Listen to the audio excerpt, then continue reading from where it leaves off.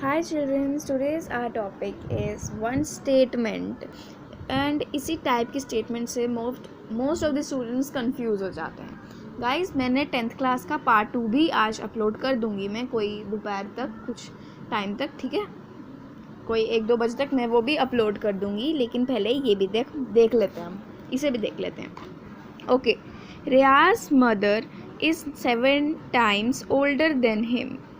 Mean उसने कहा है जो रियाज की माँ है वो उससे 7 गुना ज़्यादा क्या है, ओल्ड है, मीन ज़्यादा बड़ी हैं, उससे 7 गुना ज़्यादा बड़ी हैं। 4 years फ्रॉम नाउ, सिंपली आप इस लाइन का मतलब समझा सकते हैं आफ्टर 4 years, ठीक है। After 4 years she will be 4 times as old as Riyaz will be then be. What are their present ages. अब देखो ज़्यादा कंफ्यूज नहीं होना है, बात सुनो मेरी। अभी की ये आगे इनकी प्रेजेंट की बात चल रही है, ठीक है। ये जो इन्होंने यहाँ से लेके यहाँ तक बात की है ना, इधर तक हिम तक, ये इनकी प्रेजेंट की बात चल रही है। उसके बाद ये बात फ्यूचर की बात कर रहे हैं इधर से।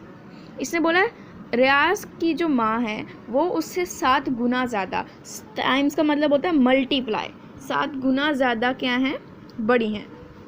और अब उसने बोला 4 साल बाद उसकी माँ उससे 4 गुना बड़ी रह जाएंगी। तो कितना कम हो रहा है, कुछ कम हो रहा है, क्यों? उस टाइम पे क्या हो जाएगा, रियाज 4 साल बाद और बड़ा हो जाएगा, है ना। जब साल ज़्यादा होते हैं तो इंसान की उम्र घटती थोड़ी ना है, इंसान की उम्र तो बढ़ती है ना। तो जब उसकी रियाज की उम्र बढ़ जाएगी तो माँ जो 7 times थी वो 4 times ओल्ड रहेगी, हो जाएगी उससे, मतलब सिर्फ 4 गुना रह जाएगी। और हमें पूछा हुआ है what are their present ages, अभी की उनके एजेस कहाँ है, क्या है वो बताओ, ठीक है ना। तो अब देखो इसको हम कैसे सॉल्व करेंगे। हमें रियाज की एज नहीं बताई है, हमें सिर्फ इतना बताया है कि जो उसकी मदर है वो उससे 7 गुना ज़्यादा बड़ी है। तो हम क्या करेंगे,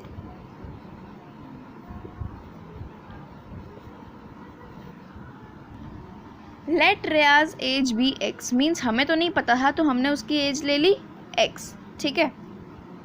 लेकिन उसकी मम्मा की तो हम निकाल सकते हैं, उसकी मम्मा उससे 7 गुना ज़्यादा थी, मीन्स गुना हो जाता है मल्टीप्लाई, टाइम्स हो जाता है मल्टीप्लाई, ठीक है। ओके, मदर्स एज 7 मल्टीप्लाइज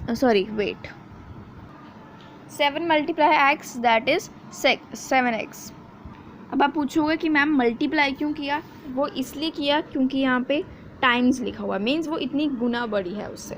और ये जो x हमने लिया है ये रियाज की एज का है, ठीक है। तो हमने उससे, अब वो x यानी कि रियाज की एज से 7 गुना बड़ी है, तो दोनों को मल्टीप्लाई करके हमारा आंसर आ जाता है 7x। अभी हमारे पास इसकी एज है 7x। अब उन्होंने कहा है कि 4 साल बाद उसकी एज 4 times हो जाएगी। ओके, सो अभी हमें प्रेजेंट इतनी एज तो निकाल दी हमने, मदर की एज निकाल दी, रियाज की एज निकाली ना। उसने बोला आफ्टर 4 years, 4 साल के बाद। अब देखो वो जितना है उससे 4 गुना ज़्यादा होगा, मतलब 4 गुना नहीं, उससे 4 साल ज़्यादा हो जाएगा। कैसे, मैं बताती हूँ। अगर आप अभी 11 साल के हैं, या फिर एक से ज़्यादा इजी बता देती हूँ आपको, आप अभी 10 साल के हैं, मान लीजिए आप 10 साल के हैं, 4 साल के बाद आप कितने साल के हो जाएंगे? आप बोलोगे मैडम 14 years। सो आपने क्या किया, आप जितने साल के हैं उसमें प्लस किया 4 साल को, तभी आपको आंसर मिला 14 years। बस यहाँ पे हमें रियाज की एज नहीं पता, तभी हमने उसको x + 4 किया, क्यों, 4 साल बाद। इतना क्लियर है?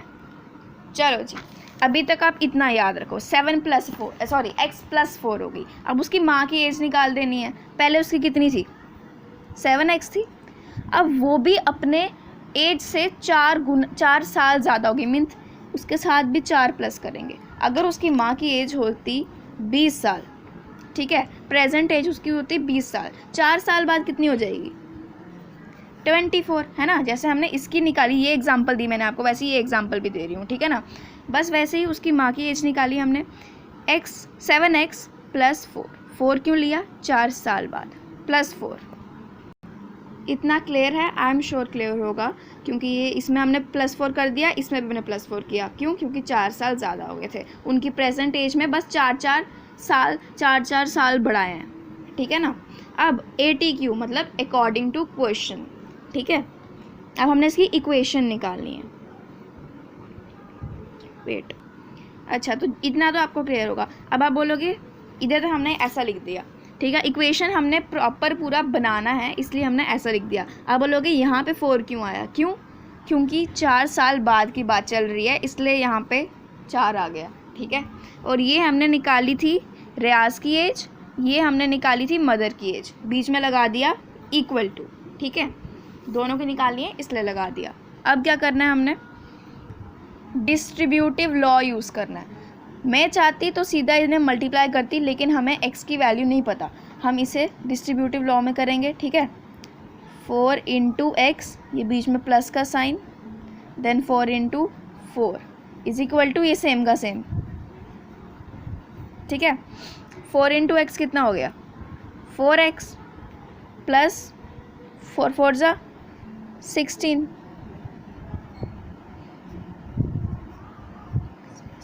इतना क्लियर हो गया आपको? अब देखो, जैसे कि आपको पता है कि जो x वाली टर्म्स होती हैं उन्हें हमें एक साइड पे रखना होता है। तो ये जो x वाली टर्म है ये इसके पास आ जाएगी, ठीक है। तो ये प्लस था, ये एक पॉजिटिव इंटीजर था, पीछे जाके क्या हो जाएगा? नेगेटिव हो जाएगा, तभी इधर माइनस आ गया, ठीक है ना। पॉजिटिव का नेगेटिव बन गया। और ये जो प्लस का था ये कि इधर आके क्या बन जाएगा? माइनस का बन जाएगा, इसलिए पॉजिटिव 16 के साथ -4 आ गया, ओके। अब नाउ बहुत इजी हो गया आपके लिए। 16 - 4 दैट इज़ 12।